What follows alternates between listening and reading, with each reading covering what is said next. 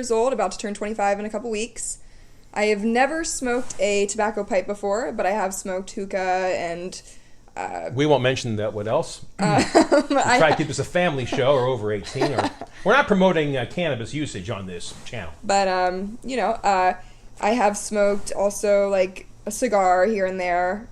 Black and mild, as disgusting as that sounds, but never smoked a cigarette. Okay. Take after my mom. I don't think she's ever smoked one, or maybe she's tried one, but I've totally been against cigarettes just because, the stigma around it. But anyways, thank you for having me. You're welcome. Teach me about smoking pipes. I'm excited to learn a lot of stuff today. It's a pleasure. Well, what do you think of all this pipe smoking business and your dad's hobby over the past year and the collecting I've been doing? And I think everyone needs a hobby. And I think this is really cool to have a pipe smoking hobby because not many people smoke pipes. And I think it's a very, it's pretty cool. It's fancy. It's kind of bougie in a sense of bourgeois. Bourgeois. Bourgeois. And, if you're going to smoke tobacco, you might as well be fancy about it. So I think there's a lot of hobbiness involved in smoking tobacco and smoking pipes. So I think it's really interesting. And if you like something, you might as well go after it and do it. You're creating some new words today, I think. Hobbiness. Hobbiness, yeah. That is part of my dictionary. All right. Hobbiness. Gabby's dictionary. Well, let's get you started. We're going to smoke. You've got a little cob I'm going to give you. This is a nice cob pipe. I think it has kind of some ladylike qualities. It's kind of a smaller bowl, so that will be yours. And what we're going to do is, okay, so that's the pipe you'll smoke, so put that down for a second. We're going to get Gabby started with smoking, what a lot of newbies would pick up and what the more experienced tobacco user or pipe tobacco smoker would tell someone starting out. Well, maybe you should start with Lane 1Q, the world's top-selling bulk tobacco. So here's Lane 1Q, and of course you've all seen what this looks like. Virginia's and Cavendish. And it's a ribbon cut. And it's pretty easy to light, stays lit. And I want you to take the tobacco gab and just Do you want me to put inhale. my entire nose in it? Put your nose in it. I don't care. We're all family. What do you smell? What are some things that you smell when you smell that tobacco? Oh, it's really sweet. Very good. But are there certain flavors that you can imagine? Cherry, in a sense, maybe. Quite possibly. Chocolate. Maybe. Bourbon. I don't know. It's like I can't pinpoint it, but it's definitely something that it's a flavor. Yeah. Scent that I've smelled. Maybe in a candle. Before in a candle or something. Yeah. Okay. It could have vanilla. It could have honey. Vanilla. There might be some cherry. It's everyone kind of, and that's the beauty about pipe smoking is people will smell different things. And one guy in a review or one gal might say, "Oh, I'm tasting cherry notes," or "I'm tasting vanilla or honey." So we all have different palates, and we all kind of taste different things, or smell certain things. So we're going to get Gabby started with some Lane 1Q. So we're going to, I think, pack the pipe now and get back at you quite soon. Stand by. We are back on Guys Got Pipes. We've got Gabby all packed up with Lane 1Q and that cob. And if you watched my previous video, you saw me unbox this sweet meerschaum with the lion and the dragon claw. Oh, wow. I didn't even know there was a dragon claw on it. Oh, yeah. That is so Game of Thrones. It really is, though. All right, so here's the Zippo. I love Zippos, by the way. Put the pipe in mouth and just see what you can do. Are you tasting? What do you taste besides just smoke? I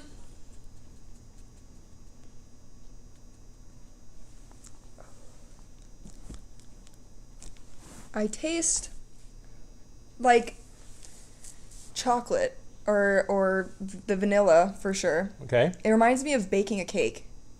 Okay. When you lick the batter in a sense.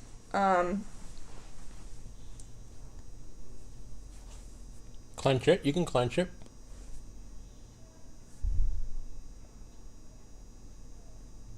Now, don't do all that mouth business. You don't have to go. Just basically ponder. Think of something, So take some smoke in with your closed mouth. Hold, now pull the pipe out. No, no, no. Okay, watch Dad here. So basically, you put it in.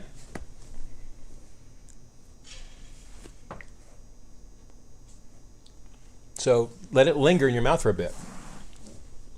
So keep the mouth closed when you withdraw the pipe. Did you inhale? Yeah. We're not going to inhale, Gab. So confused. You know what this reminds me of, though? What? Like when I'm sitting here, I don't know why. Maybe it's because of this history of theater class, but it takes me back to early, America settlers coming over, and all I can think about is just how in Virginia and Jamestown, settlers when they first came over and they colonized, tobacco was how they made their money. Growing tobacco was how they made their money, and it's just so interesting that now I understand why. Many scholars will tell you that the reason that there is the United States of America is solely because of tobacco. Had there not been a tobacco trade, we very well might not have ever been here. So we may not exist. We might be somewhere either in Croatia or Sweden or England, wherever, Yeah. Very interesting. Well, tell us more about yourself and what you do. So currently I am still in school. Been in school. Attending school at Arizona State University. Very, very blessed to say that I got a job at one of the hardest places to get a job, which is in Old Town Scottsdale, Arizona, at a bar. I got a job first at El Jefe. It's a club down there. Got a job bartending. Pulled in a lot of money. Got myself a new car. I was able to pay some credit cards off and all that jazz. And let me just interject. Gabby is putting herself really through school on her own. Yeah. And I give her all the credit in the world for doing that. She's a very hard worker. And tell us about your theater career and your career as a stand-up comic. Yeah, so... I wonder where she gets that from. So it's kind of always been... I've always had this very charismatic side to me. In school growing up, I loved sports, and I loved... movies, and I love to write, and I just have this side of my brain where I'm not a math person, I'm not a science whiz like my mom is. I'm super I like to express myself, and I like to, I have a lot of emotions, and I think that's the really cool part about myself is, I like to even express those emotions and those feelings, and one of the ways that you can do that is through theater and drama and writing and being a stand-up comedian. So when I first moved to Scottsdale, Arizona, I thought, well, what do I really, really want to do if I go back to school? What is something that, I can really see myself doing? And I thought, I'm going to apply, and I'm going to have an agency sign me because I really want to start acting. I think I'd be good at it.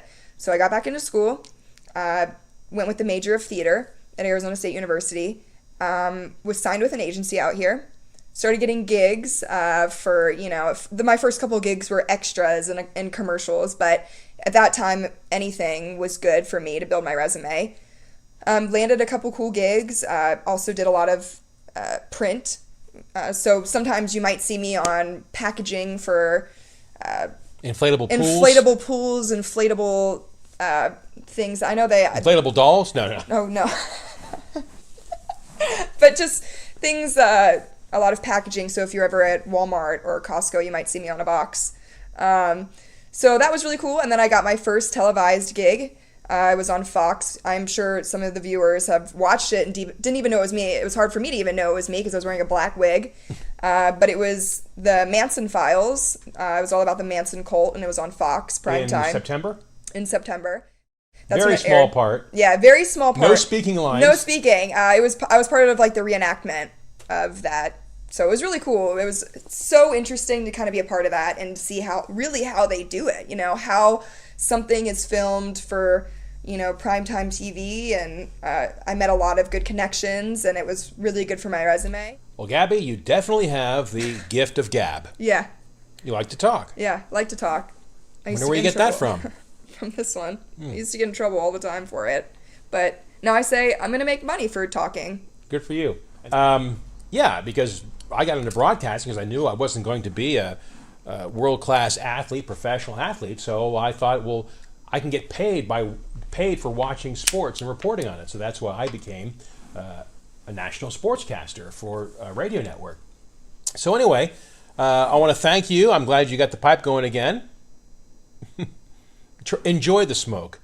Before it comes out, don't inhale. Take it in. It's like I don't even know how to not inhale. It's like a... Just take it in. Don't inhale. like... Savor the smoke. Taste the smoke. Okay, we have more lessons to go on Gabby's pipe smoking. So I'll get there one day. Well, he's a pro. I'm a noob. Far from it. Anyway, before the pipe goes out, we are going to close. And by the way, if you have any questions for Gabby that you'd like to have answered, drop a line to guysgotpipes@gmail.com. There's no apostrophe in Guys Got Pipes on my Gmail address, but if you have a question for either myself or Gabby, we'll try to respond in a future video, or I'll respond to you. That's it for this show. So we'll give our familiar close. It's not like the old MXC. What'd they say? Don't get eliminated! No, we're not going to do that. We're going to say peace, love, and pleasant smokes.